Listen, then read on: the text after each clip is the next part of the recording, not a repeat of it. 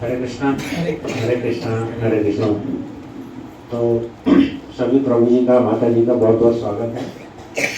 हम कृष्ण कथा के बारे में श्रवण कर रहे हैं पिछले कई महीनों से। हमारे अभी टोटल उसमें के 62 अध्याय हो गए, 62 अध्याय हो गए। अभी हम 63वां अध्याय हम उसके ऊपर में हम आज उसके बारे में चर्चा करने वाले हैं।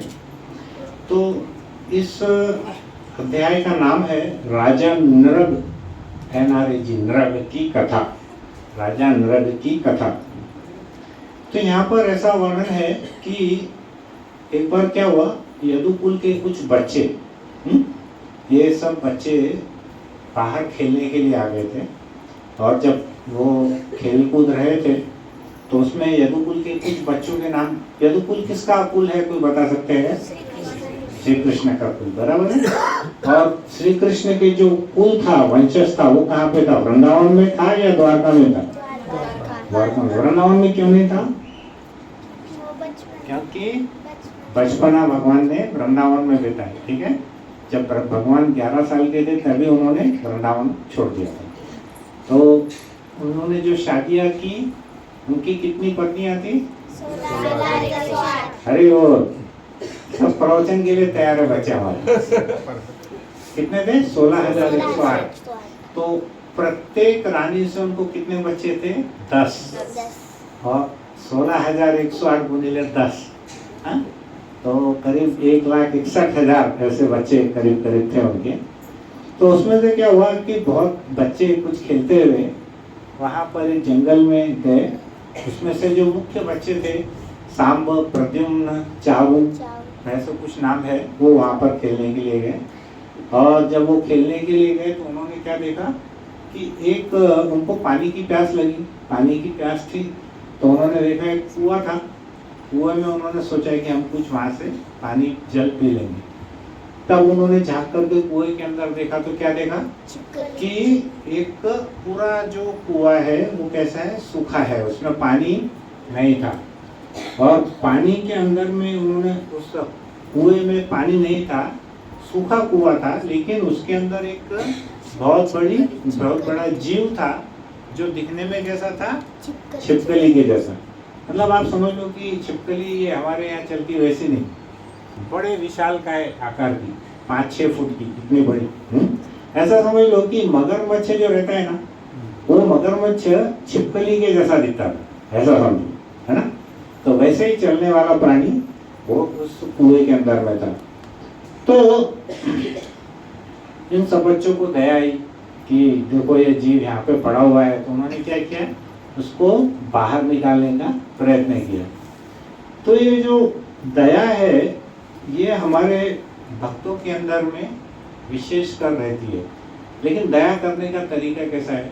मान के चलो एक आदमी कोई पानी में बह रहा है, धोती कुर्ता पहने हुए, हमने क्या किया, उसका कुर्ता बचा लिया और आदमी को छोड़ दिया। फिर उसकी जो माँ है वो तट के ऊपर में रो रही है, तो हम गए उसके पास में, उसके माता जी के पास में, देखो देखो देखो हमने कितनी बड़ी दया की। क्या की? देखो हमने उसका कुर्ता बचा लिया। तो माता जी बोलेंगे अरे कुर्ते का मैं क्या करूँगी? दूसरा एक भक्त आके बोलेंगे देखो देखो हमने उसकी धोती बचा ली। तो धोती कुर्ता बचाने से क्या फायदा है? हमको दया किस पे करनी चाहिए? जीव के ऊपर में करनी चाहिए, बराबर है। दया मीन्स क्या है? जीव पर दया करना। तो जीवेर स्वरूप है कृष्णेर नित्य दास। हमारा स्वरूप क्या है जीव का? कि हम कृष्ण के नित्य दास बनना चाहिए। हम सबका ये कर्तव्य है। जब तक एक दास स्वामी की सेवा नहीं करेगा, वो कैसा रहने वाला है? हमेशा दुखी रहने वाला है, बराबर है। हमने शुरू में देखे हैं प्रभु जी कि व्यास देव ने बहुत सारी, उन्होंने कथाएं लिखी, बहुत सारे ग्रंथ उपनिषद लिखे, लेकिन उनका मन हमेशा कैसा था? बहुत ही दुखी रहता था। तो वो बहुत निराश, और वो उन्होंने बोला कि मैंने इतने सारे उपनिषद लिखे हैं, वेद लिखे हैं, लेकिन उनका मन संतुष्ट नहीं था। तब उनके गुरुजी को उन्होंने याद किया। तो उनके गुरुजी कौन है? नारद मुनि। नारद मुनि वहाँ पर आए, उन्होंने बोला कि देखो गुरुदेव, मैंने इतने सारे ग्रंथों की रचना की, लेकिन मेरा मन प्रसन्न नहीं है। अब नारद जी ने उनको पूछा क्या तुमने ऐसा कोई ग्रंथ लिखा है जिसके अंदर तुमने भगवान के बारे में उनकी प्रसन्नता के लिए उनकी स्तुति की? तो वेद व्यास कहते हैं कि मैंने ऐसा कोई ग्रंथ नहीं लिखा। फिर नारद जी ने उनको कहा कि आप क्या करिए, एक ऐसा ग्रंथ लिखिए जिसमें हम भगवान की आप स्तुति कर सके। फिर उसमें उन्होंने किसकी रचना की? श्रीमद् भागवतम। और वही श्रीमद् भागवतम उनके बेटे कौन थे? व्यासदेव के। किसने किसको कथा सुनाई? सुखदेव गोस्वामी। बराबर है। तो व्यासदेव के जो पुत्र थे उनका नाम क्या है? सुखदेव गोस्वामी। उन्होंने कथा किसको सुनाई? परीक्षित महाराज को, है ना। तो उन्होंने उनको कथा सुनाई। अब हम देखेंगे यहाँ पर कि जैसे एक नट बोल्ट है, एक नट बोल्ट लोहे का है, उसकी नट बोल्ट की वैल्यू कितनी है? एक रुपया 8 आने, कुछ भी वैल्यू नहीं है, बराबर है। लेकिन अगर वो कोई मशीन में फिट हो गया तो उसकी वैल्यू कितनी है? अनमोल है। क्यों है? क्योंकि मशीन में जितने पुर्जे हैं सभी इंपॉर्टेंट है। अगर वो निकल गया तो क्या होने वाली? मशीन खराब होने वाली है। उदाहरण ऐसा है कि जैसे हम भी कैसे है, अगर हम भगवान से कनेक्टेड नहीं है तो हम क्या है? नट बोल्ट है। हमारी कीमत कितनी है? 54-58 है, बराबर है। लेकिन जैसे ही हम हमारे स्वामी के साथ में कनेक्टेड होंगे तो हमारी वैल्यू कितनी होने वाली है? अनमोल। अगर देखेंगे मशीन के अंदर में आपने बहुत सारे स्पेयर पार्ट है, अगर कोई भी एक स्पेयर पार्ट खराब हो गया तो मशीन बंद पड़ जाती है। तो हमको लगेगा अरे ये क्या है? 4 आने का नट बोल्ट था या एक वाइसर था, हाँ, उसके कारण देखो कितना बड़ा नुकसान हो गया। तो वाइसर की वैल्यू नहीं है, नट बोल्ट की वैल्यू नहीं है। लेकिन जब वो नट बोल्ट हम मशीन के अंदर में फिट करते हैं तो उसकी वैल्यू 1000 गुना बढ़ जाती है।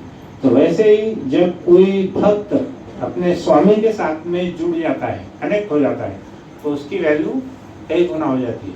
मान के चलिए हमारी ये उंगलियां है, अगर एक उंगली कटकर साइड में गिर गई तो उसकी कुछ वैल्यू है क्या? नहीं है। लेकिन वही उंगली अगर हमारे साथ में हाथ के अंदर में जुड़ गई तो हम कितना काम कर सकते हैं उसका, तो उसकी वैल्यू बहुत बढ़ जाने वाली है। एक और उदाहरण हम लेते हैं कि जैसे आग रहती है, आग, उसमें से क्या होती है? चिंगारी निकलती है, बराबर है। तो जब चिंगारी निकलती है तो उसके अंदर में उसका जो चमक है वो कैसे रहती है? अग्नि के समान ही चमकदार रहती है। लेकिन थोड़ी देर के बाद उसकी जो मूल स्वामी से अलग होने के कारण वो चिंगारी कैसी होती है? वो बुझ जाती है, बराबर है। तो उसका वो क्या बन जाती है? फिर राख बन जाती है। तो जब तक वो भगवान के या उसके स्वामी के सानिध्य में है तब तक उसकी कीमत है। अगर वो उससे हट गया तो उसकी कोई कीमत नहीं है। तो हम देखेंगे कि हमारा जीव कैसा है। हमारा जीव को हम बोलते हैं सच्चिदानंद। आपने पढ़े सच्चिदानंद, सुने हैं? सच्चिदानंद प्रभु जी क्या है? सच्चिदानंद का फुल फॉर्म क्या है? सत्य चित आनंद। सत्य यानी क्या? शाश्वत। तो क्या बोलते हैं? हमेशा रहने वाला है, शाश्वत।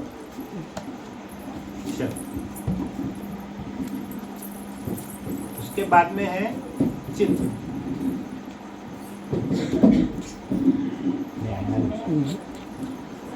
उसके बाद में क्या है? चित्त। चित्त का मतलब क्या है? सत का मतलब है शाश्वत। चित्त का मतलब क्या है? ज्ञान, ज्ञानमय होना। हमारा जीव कैसा है? पहली क्वालिटी क्या है? शाश्वत। दूसरा क्या है? वो ज्ञानमय है, अज्ञानी नहीं है। और तीसरा क्या है? सत्यचित और आनंद, वो हमेशा आनंद में रहता है। लेकिन जब हम भौतिक चीजों के कनेक्शन में आते हैं, भौतिक प्रदूषण में या भौतिक तापों के अंदर में आते हैं, तो हमारा वो क्या होता है? जीव उल्टा हो जाता है। सबकी जगह वो क्या हो जाता है? सबका उल्टा क्या है? असत। और चित्त मतलब ज्ञान में, तो वो कैसा हो जाता है? अज्ञान में हो जाता है, बराबर है। और तीसरा है आनंद। कभी आपने सोचा है कि आनंद का उल्टा क्या बोलते हैं? कभी सोचे आनंद का उल्टा क्या है? सब पढ़े हिंदी मराठी। आनंद तो मराठी में भी आनंद है ना, उसका उल्टा बोलो। दुख नहीं। आनंद का उल्टा है निरानंद। आनंद का उल्टा क्या है? निरानंद। तो देखिए पहले सत, उसका उल्टा है असत। चित्त का अर्थ हम लेंगे, क्योंकि चित्त का एग्जैक्ट वर्ड उल्टा नहीं है, इसलिए हम उसका लेंगे आनंद। सॉरी, चित्त का मतलब है ज्ञान, ज्ञान का उल्टा क्या है? अज्ञान। और तीसरा है आनंद, आनंद का उल्टा क्या है? निरानंद। तो ये जो क्या होता है, असत, अज्ञान और निरानंद के कारण हमको बार बार मरना पड़ता है, बार बार जीना पड़ता है। बराबर है? हमारा शरीर हम पुनर्जन्म लेते हैं कि नहीं लेते हैं? लेकिन कौन लेते हैं पुनर्जन्म? जो व्यक्ति भक्ति में नहीं है उसको पुनर्जन्म लेना पड़ता है। लेकिन जो भगवान की भक्ति करता है तो वो कहाँ जाता है? भगवान के शाश्वत गोलोक धाम में जाता है। बराबर है? तो यहाँ पर भागवतम में एक बहुत अच्छा श्लोक है, पुनरपि जननम पुनरपि मरणम पुनरपि जननी जठरे शयनम यह संसारे बहु दुस्तारे कृपया पारे पाहि मुरारे। इसका मतलब ये है कि हे परम पूज्य परमात्मा, मुझे अपनी शरण में ले लो। मैं इस जन्म और मृत्यु के चक्कर से मुक्ति पाना चाहता हूँ। मुझे संसार रूपी विशाल समुद्र को पार करने की शक्ति दो प्रभु। तो हमको बार बार ऐसा सोचिए, हम बार बार मृत्यु को करते हैं, फिर माँ के गर्भ में जाते हैं, फिर वही हमको उनके गर्भ में रहना पड़ता है 9 महीने के लिए। वो भी अगर अच्छी हमको योनि मिली तो, अगर हम कोई कुत्ता बिल्ली ऐसा सुपर बन गए तो फिर पता नहीं हमारे को क्या कितने दुख झेलने पड़ेंगे। फिर उसके बाद अगर हमने मनुष्य होने ली तो फिर हमको पढ़ाई करना पड़ेगी, फिर हमारी शादी, बच्चे, फिर वही चक्कर। तो उसके अंदर पुनः पुनः क्या होगा, हमको वही चक्कर में बार बार घूमना पड़ेगा। ऐसी कितनी योनियां हैं? टोटल कितनी योनियां हैं? 84 लाख। जोर से बोलो, कितनी योनियां हैं? 84 लाख योनियां हैं। तो उसमें हमको बार बार ऐसा घूमना पड़ेगा। करेक्ट?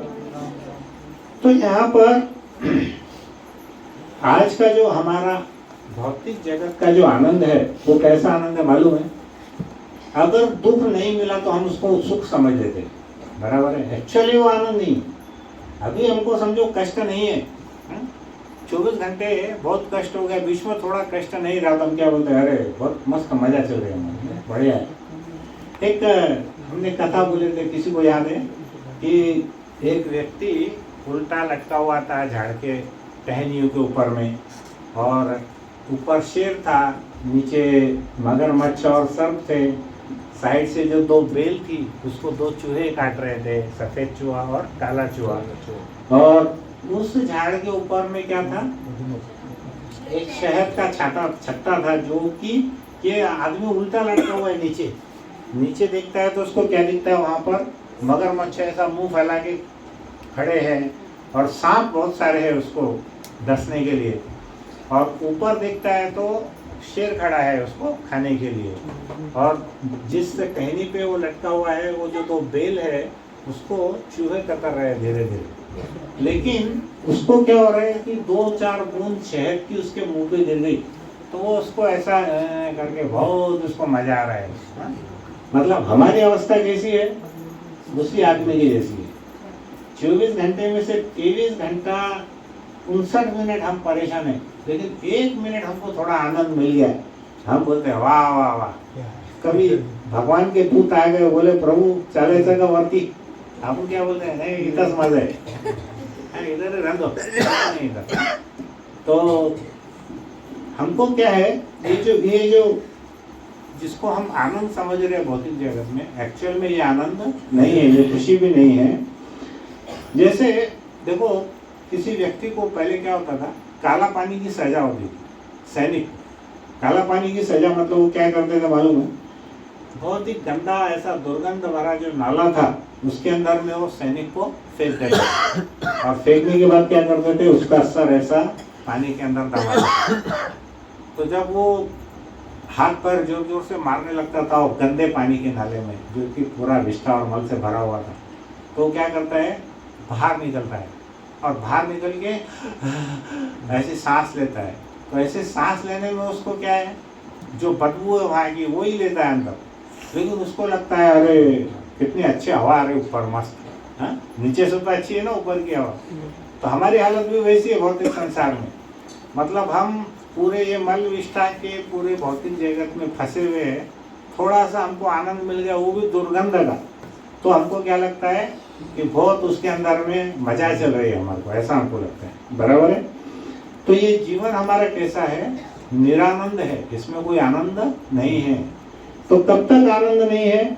जब तक हम कृष्ण नाम नहीं लेते, भगवान की भक्ति में नहीं आते, तब तक सब क्या है? निरानंद ही निरानंद है। करेक्ट। तो यहाँ पर क्या हुआ कि ये जो यदुवंशी बालक थे, इनके मन में दया आई, तो इन्होंने क्या किया, एक जूट की रस्सी बनाई, और जूट की रस्सी बनाकर उन्होंने उस विशालकाय छिपकली को बाहर निकालने का प्रयास किया। लेकिन क्या हुआ, वो बच्चे बहुत छोटे छोटे थे, वो जीव बहुत ज्यादा भारी था, उनके कई बार प्रयास करने के बाद वो असफल रहे। तो जब हमको समस्या आती है भक्तों को, तो हम किसके पास जाते हैं? भगवान कृष्ण के पास जाते हैं। बराबर है। तो वो सभी बच्चे कहाँ गए? श्री कृष्ण के पास गए, और उन्होंने बताया कि देखो हम यहाँ पर खेल रहे थे, और एक बहुत ही कुएं के अंदर जीव था, बहुत बड़ा जीव है, लेकिन हम उसको नहीं निकाल पा रहे, तो आप हमारी मदद कीजिए। तो श्री कृष्ण वहां पर जाते हैं। तो कृष्ण कैसा है, इससे हमको क्या सीखना है कि भगवान कृष्ण जो है सभी जीवों के शुभ चिंतक है। भगवत गीता में क्या बोलते हैं? सुहृद सर्व भूतानाम। भगवान के भूतानाम मतलब जीवों के, भूतानाम मतलब जीवों के, सर्व यानी सभी, सुहृद यानी क्या? शुभ चिंतक। तो भगवान कैसे है? जितने भी जीव है उनके कैसे हो? शुभ चिंतक है। तो भगवान क्या क्या बोलते हैं कि मैं तुम्हारा मित्र हूँ। भगवान से बड़ा और कोई मित्र है क्या दुनिया में? कोई भी हमारा मित्र नहीं है। तो सिर्फ कृष्ण ही हमारे मित्र है, जो क्या करते हैं? मित्र की परिभाषा क्या है? जो जरूरत के समय काम आए, वह मित्र है। करेक्ट। कई बार मित्र को तो पता नहीं चलता, लेकिन कृष्ण हृदय के भीतर और बाहर दोनों जगह है। बराबर है। कैसा है? बाहिर नरसिंहा हृदय नरसिंह। बराबर है। तो हृदय में भी भगवान है और हृदय के बाहर भी भगवान है। तो ये हमारे मित्र है। अब उसका कुछ उदाहरण दीजिए। भगवान किसकी किसकी रक्षा किए? जो भी हमने कहानियां सुनी है महाभारत की कहानी में, किसकी किसकी रक्षा की है भगवान ने? बोलिए। हाँ, 5 पांडवों की की, और द्रौपदी की है, और किसकी की है? प्रहलाद महाराज की है, और किसकी की है? गजेंद्र की है। गजेंद्र हाथी था ना, गजेंद्र हाथी की है। वो कैसा था? बिल्कुल मरने को हो गया था। देखिए, हमको ऐसी सिचुएशन देखना है कि बस उसके अभी प्राण जाने ही वाले हैं। ऐसी सिचुएशन का हमको भगवान का सहायता देखना है। तो गजेंद्र जैसे ही मरने वाला था, उसने भगवान का नाम याद किया, और भगवान उनके जो वाहन है, भगवान के वाहन का नाम क्या है? गरुड़। तो गरुड़ जी मन की गति से चलते हैं, तो भगवान उससे भी ज्यादा फास्ट गति से आए। किसकी रक्षा के लिए आए? वो गजेंद्र की रक्षा के लिए। उसके बाद में वो द्रौपदी को बचाने आए। बराबर है। फिर उनका काम क्या है? भक्तों की रक्षा करना। वो सबके मित्र है। सबके मित्र कैसे है कि जो एक मल है, विष्ठा है, उसके अंदर जो कीड़ा है, उसके हृदय में भी भगवान है। जितने भी जीव जंतु है 84 लाख योनि में, उसमें सब में कौन है? भगवान है। तो ऐसा ही नहीं है कि आपकी गति बहुत अच्छी है तो आपके हृदय में भगवान है, ऐसा नहीं है। जितने भी भगवान ने क्रिएशन किया हुआ है, उसमें सभी के अंदर क्या है? भगवान है। करेक्ट। तो यहाँ पर वो हमारा कभी साथ छोड़ते नहीं है, हालांकि वो परम पवित्र है। भगवान ऐसा नहीं है कि कोई मल के कीड़े के हृदय के अंदर गए तो वो अपवित्र हो गए, ऐसा नहीं है। वो हमेशा कैसे रहते हैं? पवित्र ही रहते हैं। सूर्य हमको किरणें देता है, तो सूरज की किरणें गंदी जगह पर भी पड़ती है, नाले में भी पड़ती है, विष्ठा पे भी पड़ती है, तो सूर्य कभी अपवित्र होता है क्या? बराबर है। उसी प्रकार भगवान कभी भी अपवित्र नहीं होते। एक श्वेताक्षर उपनिषद है, उसके अंदर में ऐसा बताया है कि 2 पक्षी बैठे हैं। 2 पक्षी बैठे हैं, वो कैसे हैं? एक पक्षी क्या कर रहा है? पाप और पुण्य दोनों प्रकार के फल खा रहा है, और दूसरा जो पक्षी है वो क्या है, परमात्मा के रूप में वो पहले वाले पक्षी को देख रहा है, और वो ये देख रहा है कि ये जो पहला वाला पक्षी जो पाप और पुण्य के फल खा रहा है, ये कब मेरे पास आएगा और कब मैं उसको अपने धाम में ले जाऊंगा। बराबर है। तो यहाँ पर भगवान हमेशा चाहते हैं कि जितने भी जीव है वो मेरे धाम में वापस आए। जैसे मैंने एक उदाहरण दिया था, मान के चलिए कि मंठा के किसी जगह पर अगर कुछ दंगे हो गए और वहाँ हमारे घर का कोई सदस्य है, हालांकि दंगे की जगह में वो व्यक्ति सेफ नहीं है, लेकिन हमारे घर में भी वो सेफ नहीं है, क्योंकि दंगे हमारे घर के आसपास भी हो रहे हैं। लेकिन फिर भी परिवार के लोग क्या चाहेंगे, वो हमारे पास आए। अगर कुछ हुआ भी तो हमारे पास में रहना चाहिए। बराबर है। तो वैसे ही भगवान क्या चाहते हैं कि हम कहीं पर भी रहे, लेकिन कुछ भी हो, मेरा जो पुत्र है, मेरा जो जीव है, मेरा जो अंश है, वो कहाँ पे रहना चाहिए, मेरे ही पास रहना चाहिए। तो यहाँ पर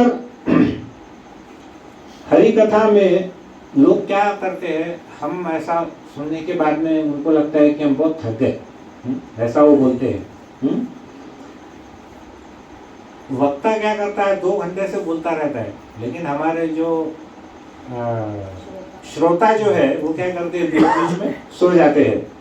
तो वो क्या करते हैं, उसका आनंद न लेकर के वो नींद में समा जाते हैं। तो उनका फिर आगे भविष्य कैसा होने वाला है उसके बारे में सोचो। तो फिर यहाँ पर क्या हुआ, भगवान ने अपना जो हाथ है उस छिपकली को निकालने के लिए उन्होंने इतना लंबा किया कि वो हाथ उनका उस कुएं के अंदर चला गया और उनके केवल स्पर्श मात्र से वो छिपकली बाहर आई। तो यहाँ पर हम देखेंगे कि भौतिक जगत में हमको बोला जाता है पदम पदम यत् विपदम न तेषाम।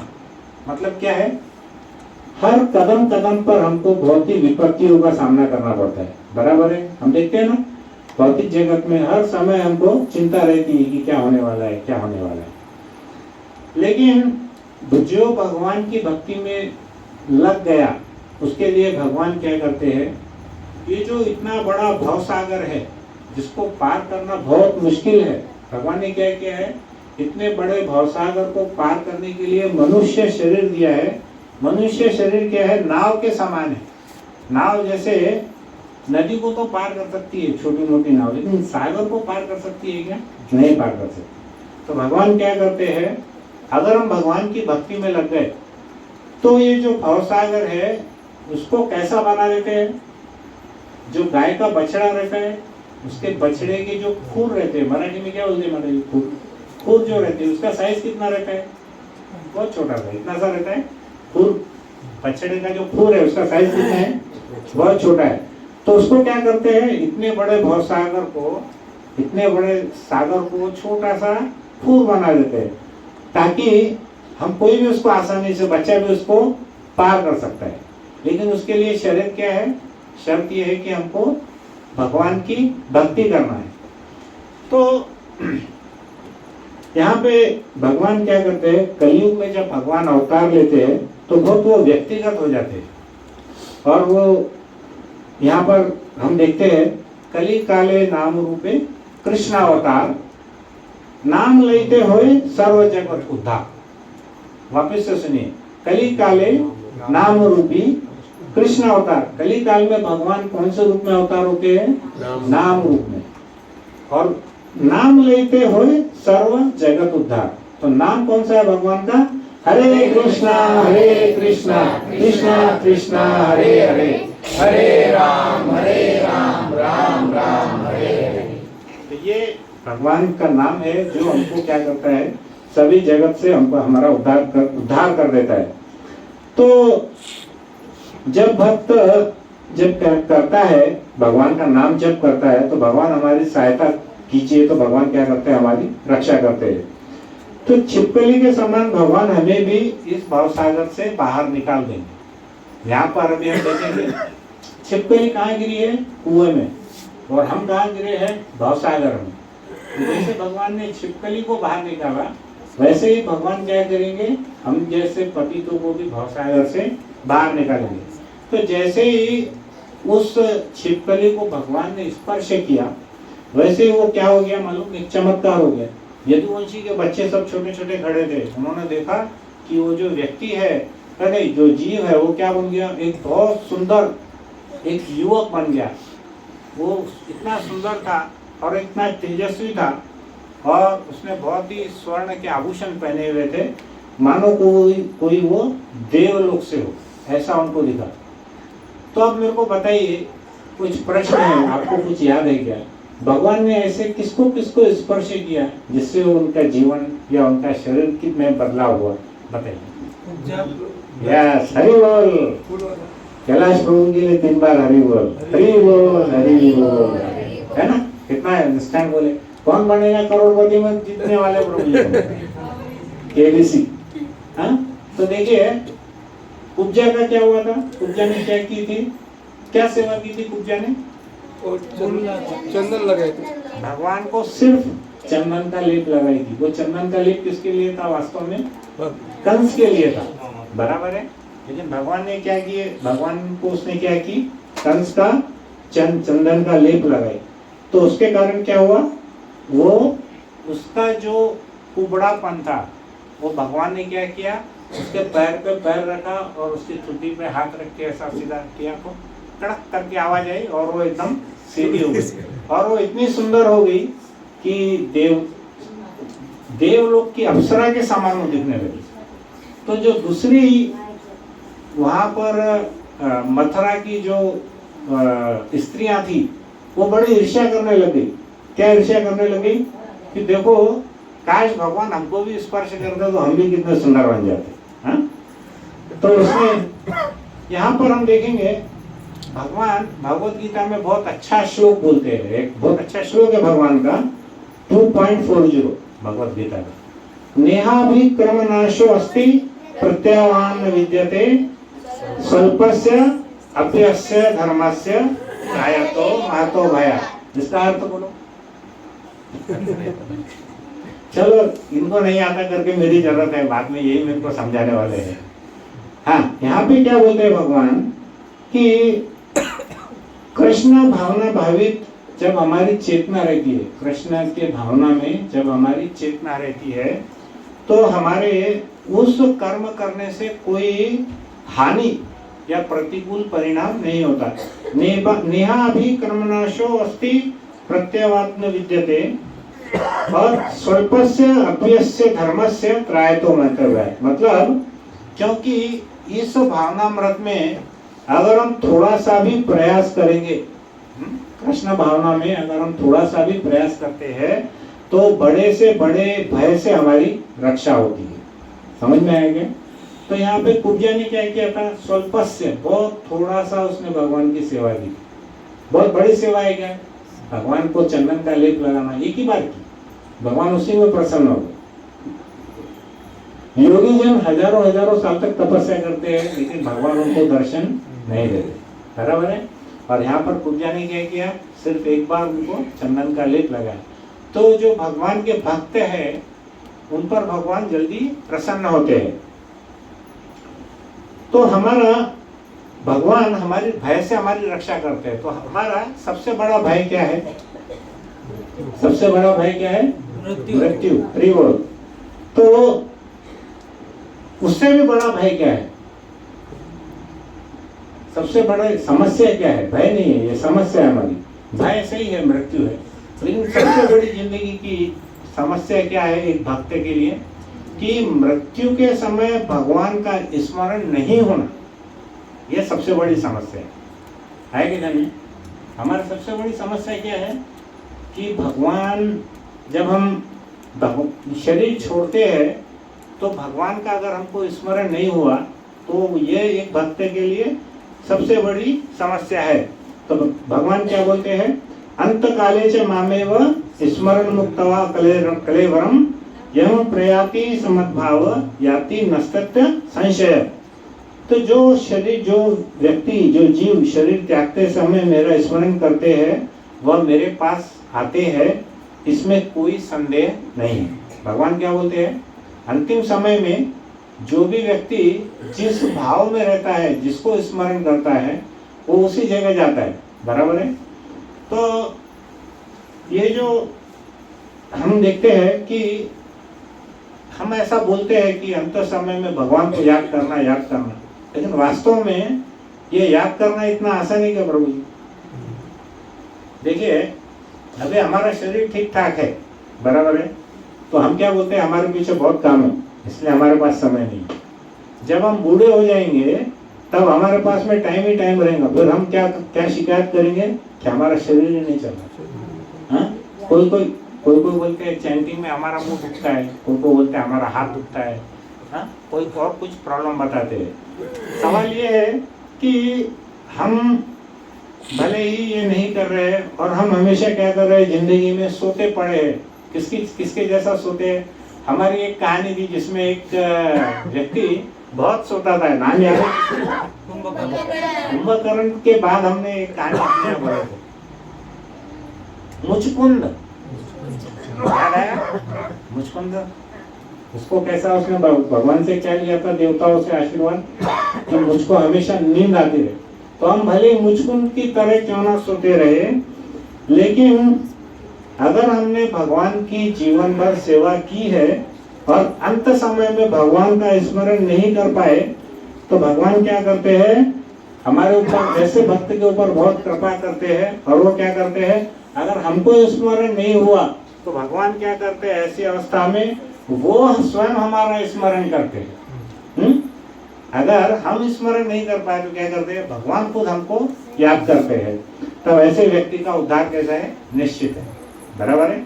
तो हम जो बोलते हैं ना, ये ऊपर स्वल्पस्य अभ्यस्य धर्मस्य त्रायतो महतो भयात्, अगर हमने थोड़ी भी भगवान की सेवा की है और अंत समय में हम भगवान को स्मरण नहीं कर पाए, तब भी क्या होगा, भगवान हमको अवश्य स्मरण करेंगे। लेकिन उसके लिए क्या है, जिंदगी में हमको क्या करना है, सेवा करना है भक्तों की, भगवान की, श्रवण करना है, और फिर श्रवण करने के बाद में उसको जीवन में बुनना है। बुनना मतलब क्या है, उसको अपने हृदय में उतारना है। अब हमने यहाँ पे कथा सुन ली, हाँ प्रभु जी मस्त कथा थी, प्रसाद भी मस्त था, हाँ, इस कान से सुने और उस कान से निकाल दिए, वैसा नहीं, उसको जीवन में बुनना है। बुनना मतलब क्या है, उसको जीवन में उतारना है। अभी हम जो भी प्रवचन सुनते हैं तो हमको कम से कम, हमको एक बात तो भी उसके हमारे हृदय में धारण करना है जिंदगी भर के लिए, तो फिर हमको कथा सुनने का लाभ है। नहीं तो मैंने ऐसे कई लोगों को देखा है जो बहुत सारी कथाएं सुनते हैं, लेकिन वो कैसा है, चिकनी मिट्टी के घड़े के जैसे, कुछ होता नहीं, फर्क ही नहीं, स्वभाव में फर्क नहीं, कुछ नहीं, वैसे के वैसे ही हो। चिकनी मिट्टी का घड़ा समझता ना, उसको कितना भी तुम कुछ भी करो, वो क्या है, टूट जाएगा, लेकिन वो उसका शेप चेंज होने वाला नहीं। बहुत कथाएं सुन रहे हैं, इसकी कथा सुने, उसकी कथा सुने, अरे तुमने सुने, जीवन में कुछ उतारे क्या उसको, पहले हमको उस पर चिंतन करना है। अगर हमने बहुत कम भी कथा सुने, लेकिन अगर हमने एक भी चीज हमारे जीवन में उसको उतार लिए, अब जैसे यहाँ पे भगवान बोल रहे हैं कि धर्मस्य स्वल्पस्य अप्यस्य धर्मस्य, मतलब क्या है, भगवान की छोटी सेवा करने से भी हमारे जितने भय है वो दूर हो जाते हैं। और भगवान क्या करते हैं, अंत काल में अगर हम उनको भूल भी गए, भगवान हमको भूलते नहीं है। बराबर है। हमने देखा है कई बार क्या होता है, कुछ जगह पे भगवान की जो नेत्र है बंद रहते हैं, बराबर है, और कुछ जगह भगवान के नेत्र खुले रहते हैं। आप कोई मूर्ति, फेमस ऐसी डिटीज की मूर्ति बता सकते हैं जिसमें भगवान के नेत्र बंद है? हाँ? पद्मनाभ स्वामी, तिरुपति बालाजी, उनके नेत्र है खुले की बंद? द्वारका नहीं, पहले बंद वाला बताओ, किसके नेत्र बंद है, ऐसे कोई तुम्हारे को याद है कि जिसमें भगवान के नेत्र ऐसे? तिरुपति बालाजी में मेरे को ऐसा ध्यान है कि उनके इस पे ऐसी पट्टी लगी रहती है हाथ के ऊपर में, तो उनके नेत्र बंद रहते हैं। और हम अगर यहाँ पर जगन्नाथपुरी में जाएंगे तो भगवान के कैसे इतने बड़े बड़े आंखें हैं, उसको पलके नहीं है, तो उनकी पलके हमेशा खुली रहती है। भगवान क्या करते हैं, 24 घंटा वो जागे हुए रहते हैं। तो उसका क्या कारण है कि अगर भगवान भक्तों पे इतने कृपालु है कि यदि हम किसी भक्त ने कुछ गलती कर ली तो भगवान क्या करते हैं, अपनी आंखें बंद कर लेते। लेकिन वही भक्त ने अगर कुछ थोड़ी भी सेवा की है तो भगवान क्या करते हैं, जगन्नाथ जी के रूप में बड़ी बड़ी आंखों से देखते हैं कि अरे वाह वाह, मेरा भक्त कितना अच्छा है, कितना महान है। तो हमको क्या सीखना है इससे, कि हमको भक्तों के अंदर जो सद्गुण है, अच्छे गुण है, हमको वही सीखना है, उनके बारे में ही हमने जानना है। तो यहाँ पर जब तक हम जीवन में नहीं उतारेंगे हम समझ नहीं पाएंगे। तो उदाहरण के रूप में जैसे मान के चलो हमको एक गुलाब जामुन है, एक प्रभु जी बैठे मेरे जैसा इधर, उन्होंने क्या किया, 1 घंटे तक गुलाब जामुन के बारे में बताया कि गुलाब जामुन दिखने में काला है, गोल साइज का है, वो बहुत मीठा है, अंदर उसके सूखा मेवा ड्राई फ्रूट है, चाशनी टपक रही है, लोगों के मुंह में पानी आ रहा है लेकिन समझना नहीं। तो लोग क्या बोलेंगे, अरे प्रभु जी इतनी लंबी कहानी बता रहे हैं, हमको खिला दो ना, वो कैसा है। सबसे अच्छा हम सब समझेंगे, इसका सब बोलने की जरूरत है, बराबर है। तो उसी प्रकार से हमको जब तक हम भगवान की जो भी कथाएं हैं हम जीवन में उतारेंगे नहीं, उसका स्वाद नहीं चखेंगे, तब तक हमको कुछ समझने वाला नहीं। समझ में आई बात? तो भगवान की कथा कैसी है, मिश्री के समान है। अगर हम खड़ी शक्कर के समान है, हम कहीं से भी खाएंगे उसको तो कैसी लगने वाली है, वो मीठी लगने वाली है। करेक्ट। अब हमने एक उदाहरण बताए थे कुज्जा का, दूसरा हमने उदाहरण बताए वो जिसको भगवान ने स्पर्श किए थे, तो उसका क्या हुआ, वो है पूतना। पूतना कैसी थी? पूतना राक्षसी थी। कंस के बोलने से वो क्या की, कृष्ण को मारने के लिए आई थी। उसने अपने वक्ष स्थलों पर जहर लगाया था और जहर लगाकर वो भगवान को दूध पिलाकर उनको मारना चाह रही थी। लेकिन भगवान ने क्या किया, उसको धात्री का यानी अपनी माँ के समान उसके गुण देखे कि वो माँ के समान मेरे को दुग्ध पान कराने आई। तो भगवान ने क्या किया, जब वो उसकी लंबाई कितनी थी पूतना की, कोई बोल सकता है पूतना की लंबाई? हाँ, मतलब अब योजन का मेरे माइल में नहीं पता, 12 माइल यानी किलोमीटर कितने हो गए अपने, करीब 20 किलोमीटर इतनी उसकी लंबाई थी। तो जब उसको जलाया गया तो 20 किलोमीटर तक उसको जलाना मुश्किल था, तो उसके शरीर के टुकड़े करके फिर उसको जलाया गया एक जगह करके। लेकिन जब उसके टुकड़े करे तो उसके अंदर में उसके शरीर से बहुत अच्छी सुगंध निकल रही थी। सुगंध किसकी थी? अगरू की सुगंध उसमें से निकल रही थी। तो सुगंध क्यों निकली उसके शरीर से? क्योंकि भगवान कृष्ण ने उसका स्पर्श किया, बराबर है। इस वजह से उस राक्षसी के शरीर से सुगंध निकल रही थी। तीसरा हम उदाहरण देखेंगे कालिया सांप। कालिया सांप के बारे में कहानी सुने ना हमने। तो कालिया सांप जो था उसको भगवान ने क्या बोले कि अरे कालिया, तुम यहाँ से चले जाओ, तुम्हारा वृंदावन में कोई स्थान नहीं है। तो हमारे आचार्य बोलते हैं जो ये सांप है उसकी जो प्रकृति है, उसका जो नेचर है वो कैसा है? जहरीला है। तो हमारे आचार्य बोलते हैं जो व्यक्ति का नेचर, स्वभाव अगर जहरीला है तो उस व्यक्ति की वृंदावन में कोई जगह नहीं है। जो व्यक्ति जहरीला है, बहुत ही गुस्सैल है, उस व्यक्ति की वृंदावन में कोई जगह नहीं है। तो भगवान ने क्या बोला उसको, अरे चल जाओ यहाँ से। वास्तव में कालिया सांप कहाँ से आया था मालूम है? फिजी एक देश है, फिजी देश से आया था। अब वो क्यों आया था यहाँ पे? क्योंकि उसको गरुड़ जी खा लेने वाले थे। गरुड़ का भोजन क्या है? सांप है। तो उसको खाने वाला था करके वो छुपते छुपाते एक गुफा के अंदर में यहाँ वृंदावन में रहता था। और वृंदावन में उसको ऐसा लगता था कि कृष्ण यहीं पर है तो उसको कोई शायद नहीं खाएगा, इसलिए उसने क्या किया था, नाग पत्नियों के साथ में वो वृंदावन में रहता था।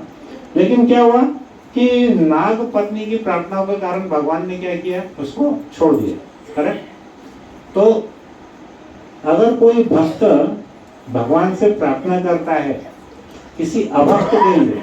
कालिया कोई भक्त था क्या? था या नहीं था? नहीं था। कालिया भक्त नहीं था, लेकिन जो नाग पत्नियां थी वो क्या थी? भगवान की भक्त थी। तो यदि हम भक्त नहीं भी है, लेकिन दूसरे किसी भक्त ने हमारे लिए भगवान से प्रार्थना भी किया, तब भी भगवान उसकी प्रार्थना को स्वीकार करते हैं। तो नाग पत्नियों ने क्या किया था? कालिया के लिए उन्होंने प्रार्थना की। यहाँ पे बहुत अच्छा एक आर्गुमेंट था कि नाग पत्नियों ने तो प्रार्थना की, भगवान क्या करें? कालिया के पास गए, बोले कि देखो तुम्हारी जो पत्नियां हैं वो बहुत धार्मिक है, इसलिए मैं तुमको छोड़ रहा हूँ। लेकिन कालिया ने एक आर्गुमेंट किया तो भगवान भी चुप रह गए। उसने क्या बोला? कालिया ने बोला, भगवान इस सृष्टि के निर्माता कौन है? आप हैं, बराबर है। जो जितने भी जीव जंतु बनाए उसके अंदर जो स्वभाव है, वो स्वभाव किसने डाला? वो आपने डाला। तो मैंने जो मेरा ये स्वभाव है जहरीला और जो गुस्सेल स्वभाव है, ये किसने डाला? ये भी आपने डाला। तो फिर अगर मैं उस टाइप का हूँ, जहरीला खूंखार करने वाला, तो उसमें मेरी क्या गलती? तो भगवान बोले ठीक है, तेरा कोर्ट में आर्गुमेंट बहुत अच्छा है, लेकिन मैं तेरे आर्गुमेंट की वजह से नहीं छोड़ रहा हूँ। तेरी जो पत्नियां हैं वो मेरी भक्त है, इसलिए मैं उसको छोड़ रहा हूँ।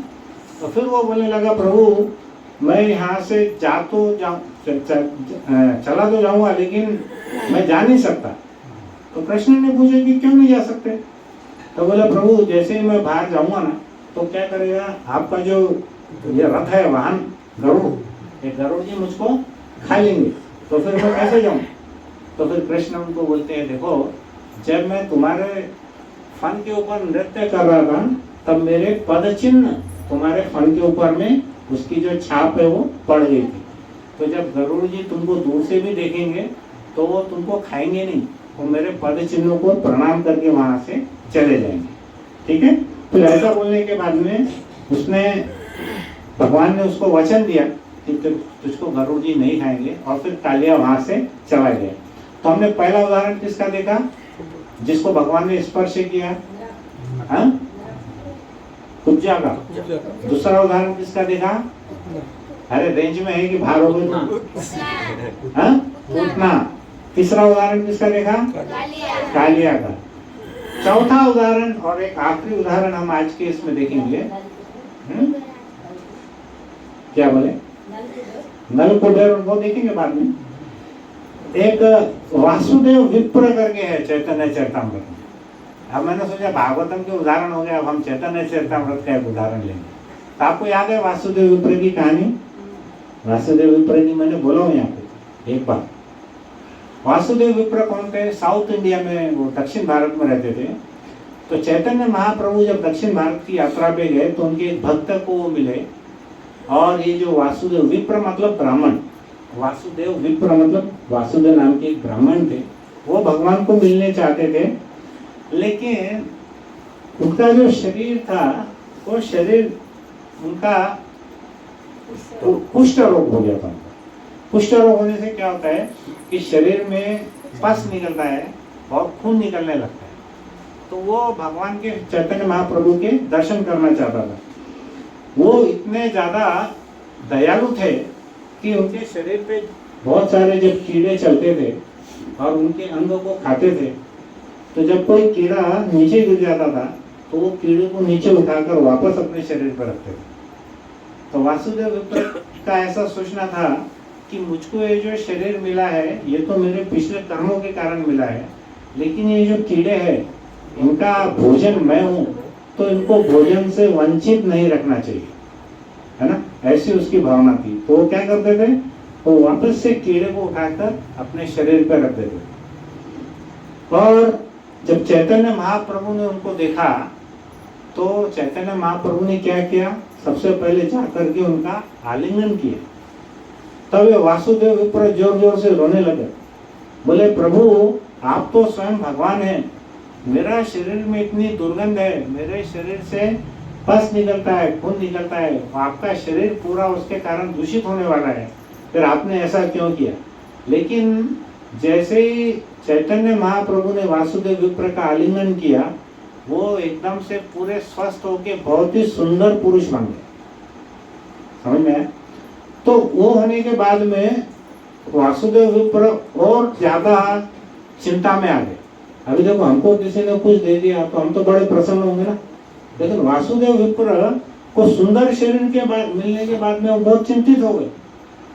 तो भगवान ने उनको पूछा, उन्होंने पूछा भगवान को, प्रभु आपने शरीर को दिया लेकिन मैं नहीं चाहता हूँ कि मेरे को ऐसे ही शरीर मिले। ऐसे कैसे? कोई अंधा आदमी है, उसको आंख मिल गई, वो कितना प्रसन्न होने वाला है। लेकिन ये वो उल्टा बोलते हैं वासुदेव, बोलते हैं प्रभु मैं बहुत दुखी हूँ ये ऐसा शरीर में से। बोले क्यों? वो बोला मेरे को मेरे शरीर का अभिमान हो जाएगा और मैं अगर इंद्रिय तृप्ति में लग गया तो मैं आपको भूल जाऊंगा।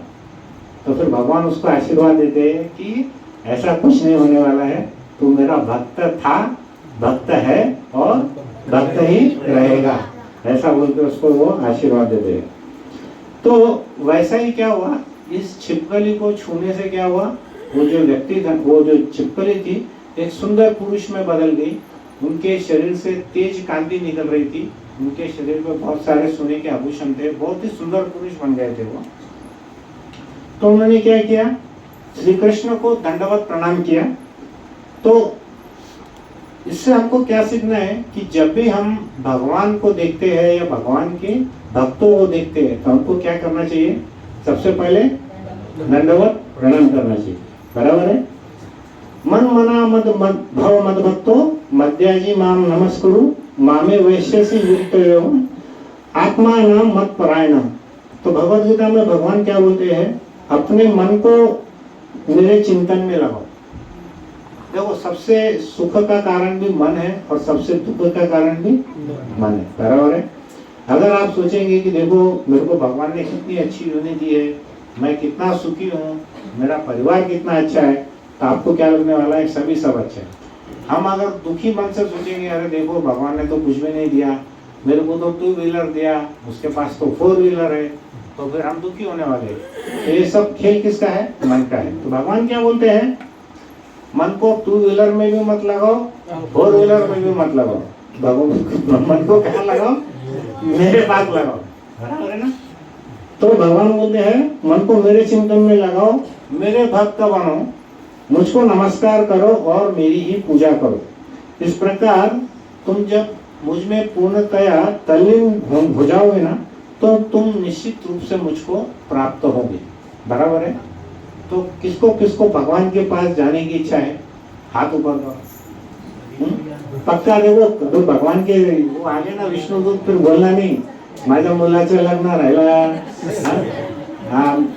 माझे वडील खूप आजारी आहेत, जाऊ शकत नहीं, ऐसा नहीं बोलने का किसने। तो ध्यान रखो, हमको क्या करना है, जब हम भगवान की भक्ति में आते हैं ना, तो हमको भिखारियों की लिस्ट नहीं बनाने की कि हमारे को घर दो, बंगला दो, सुंदर औरत दो, बहू दो, ये सब कचरा पड़ते नहीं चाहिए हमको। हमको क्या बोलना है कि भगवान मुझे भक्तों का संग दो, ताकि मैं आपको कभी न भूल सकूं। ऐसा सबसे बेस्ट उदाहरण किसका याद है क्या आपको? ऐसा किसने मांगा था? जो कि कुंती महारानी ने तो बोला था कि दुख दो हमको, वो तो बेचारी मांगती ही नहीं थी कुछ। ऐसा व्यक्ति एक भक्त जिसने भगवान को बहुत ऐश्वर्य मांगने के लिए कठिन तपस्या किया, ध्रुव महाराज। अरे वो कौन थे वो? ध्रुव महाराज के पिताजी ब्रह्मा जी थे। तो वो बोल रहे थे कि मेरे को ब्रह्मलोक से भी बड़ा लोक चाहिए, ऐसी उनकी भावना थी, क्योंकि उनकी जो सौतेली माता ने है उनको अपमान की थी। तो बड़े गुस्से में, क्षत्रिय थे ध्रुव महाराज। कौन थे? क्षत्रिय थे। तो उस टाइम के क्षत्रियों का खून खौलता था, आज के क्षत्रिय का पता नहीं है मेरे को, लेकिन उस टाइम के क्षत्रियों का खून खौलता था। वो क्या किए, सीधा चले गए जंगल में, और भगवान की कितने उम्र के थे? केवल 5 वर्ष के थे। और उन्होंने भगवान की प्राप्ति कितने महीनों में की? सिर्फ 6 महीने में। तो वो क्या भगवान को मांग रहे थे कि मुझको ऐसा लोक दो कि जो ब्रह्मलोक से भी बड़ा है। उसके जो पिताजी थे उसका तो कुछ क्लास ही नहीं, उसके दादाजी जो थे ब्रह्मा जी, उनसे भी बड़ा लोक चाहिए था। लेकिन जैसे ही भगवान आए, भगवान ने क्या किया, अपने शंख से उनके मस्तिष्क को स्पर्श किया। तो उनका पूरा जो सोचने का ढंग था वो परिवर्तित हो गया। फिर उन्होंने क्या मांगा भगवान को कि प्रभु मुझको कुछ मत दो, मुझको क्या दो, भक्तों का संग दो। कलयुग के अंदर में अकेले भक्ति करना बहुत मुश्किल है। ये जो अकेले भक्ति करते थे ये सतयुग में करते थे लोग तपस्या। अभी आपको बोलता हूँ माला कितनी कर रहे हैं, 2 साल में मुंह से आवाज ही नहीं निकलती किसी। तपस्या क्या करेंगे हम, बराबर है ना। तो यहाँ पर सबसे इम्पोर्टेंट क्या है कि हमको भक्तों का संग चाहिए। तो हमको अगर भगवान प्रकट हो गए तो हमने क्या बोला है, भगवान हमको आप भक्तों का संग दो, या तो भगवान आप हमको अपने धाम में लेकर के जाए, बराबर है।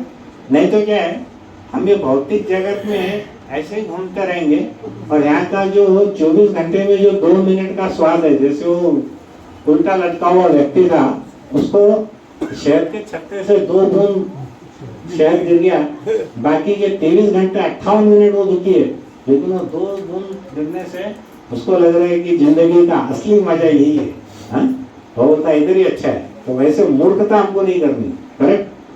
तो भगवान जब भी आएंगे ना तो ऐसे तुमको कॉल करके नहीं आने वाले। भगवान हमारे को इंडिकेशन दे रहे हैं, तुम्हारे बाल सफेद हो गए, दांत टूटने वाले हैं, अभी थोड़े दिन में हमारे डाइजेशन भी कमजोर होने वाला है। फिर देवदूत या यमदूत हमारे कर्मों के हिसाब से जो आएंगे, वो आने के बाद फिर हम झगड़ेंगे उनसे, अरे आप कैसे क्या आ गए, कॉल भी नहीं किए, कुछ भी इमरजेंसी। तो भगवान क्या बोलेंगे, अरे तुमको तो 20 साल से 15 साल से कॉल कर रहा रोज, तुम फोन ही नहीं उठाते मेरा। बराबर है ना। तुम्हारे बाल सफेद हो गए, दांत गिरने लग गए, तुम्हारे पाचन इंद्रियां कमजोर हो गई, तुम्हारे गले में कफ हो गया, लेकिन तुमको समझ रहे नहीं, तुम भौतिक इंद्रिय के मजे ही ले रहे, आनंद ही ले रहे, भगवान का नाम ही नहीं ले रहे, तो मैं क्या करूं। तो क्या हुआ कि यहाँ पर भगवान क्या बोलते हैं कि तुम अपने मन को मेरे चिंतन में लगाओ। सबसे बड़ा हमारा दोस्त भी कौन है, मन है, और दुश्मन भी कौन है, मन है। तो उसको कहाँ लगाओ, भगवान के इसमें, और मुझको नमस्कार करो, मेरी पूजा करो, तो क्या होगा, इससे तुम मुझको प्राप्त होंगे। तो प्रभु जी के लिए हमको क्या करना है, कभी भी कोई भक्त मिलता है, भगवान मिलते हैं, तो हमको दंडवत प्रणाम करना है, बराबर है। और माता जी को क्या बोलते हैं, पांचाल प्रणाम करना है। 5 उनके जो अंग है वैसे झुक करके प्रणाम करना चाहिए। चैतन्य महाप्रभु ने एक बार जब जगन्नाथ जी को देखा, तब उन्होंने कहा था, प्रतिमा नहीं तुम्ही साक्षात ब्रजेंद्र नंदन, प्रतिमा नहीं तुम्ही साक्षात ब्रजेंद्र नंदन। तो उन्होंने बोला था कि आप कोई केवल प्रतिमा नहीं हो, जगन्नाथ भगवान को बोला था, आप क्या हो, साक्षात भगवान हो, ब्रजेंद्र नंदन, ब्रज के राजा। ब्रजेंद्र नंदन वो कौन है, कृष्ण। तो यहाँ पर क्या हुआ, जब नृग राजा ने प्रणाम किया तो सब बच्चे हैरान हुए। बच्चों को आश्चर्य क्या हो रहा था कि अरे देखो, हमारे प्रभु ने, कृष्ण ने, हमारे पिता ने ये जरा सा ऐसा बिना प्रयास के उस छिपकली को कुएं से बाहर निकाल दिया, और निकाला तो निकाला, बाद में क्या हुआ, वो जो छिपकली थी वो काय में परिवर्तित हो गई, बहुत ही सुंदर युवक में परिवर्तित हो गई। और वो कैसे लगने लगे, जैसे देवलोक में रहने वाले कोई देवता हो, ऐसा उनको दिखने लग गया। तो राजा ने, कृष्ण ने पूछा कि आप कौन हो, कौन, और आप ये छिपकली कैसे बने, दिखने में तो आप कोई देवता लगते हो देवलोक से, तो आपका कारण बताइए, क्या छिपकली भूलिए आपने, छिपकली क्यों बने थे। अभी हम क्या करेंगे, अभी 8:10 हो गए यहाँ पे, अभी बहुत टॉपिक बाकी है इसमें, तो हम इसको हम अगले हमारे प्रवचन में कंटिन्यू करेंगे। यहाँ पर नित्यानंद त्रयोदशी है, तो नित्यानंद त्रयोदशी के बारे में मैं प्रभु जी को रिक्वेस्ट करूंगा कि वो थोड़ा सा नित्यानंद त्रयोदशी के बारे में बताएंगे कि नित्यानंद त्रयोदशी क्या है, और फिर उसके बाद में हम थोड़ा सा भजन करेंगे और फिर हम प्रसाद देंगे, ठीक है। देखिए 1 घंटा कितना जल्दी खत्म हो गया, मेरे को तो लगा, आप लोगों को लगा कि जल्दी खत्म हुआ करके, कि बहुत बोर हो गए आप लोग। तो हमारा 1 घंटा अभी हो गया, 8:10। तो प्रभु जी से हरे कृष्ण। तर उद्या नित्यानंद त्रयोदशी. नित्यानंद प्रभू म्हणजे बलरामांचे अवतार आपण त्यांना मानतो. तर नित्यानंद प्रभू म्हणजे गुरुतत्व आपण त्यांना म्हणतो. नित्यानंद प्रभूंची जर आपल्यावरती कृपा झाली तर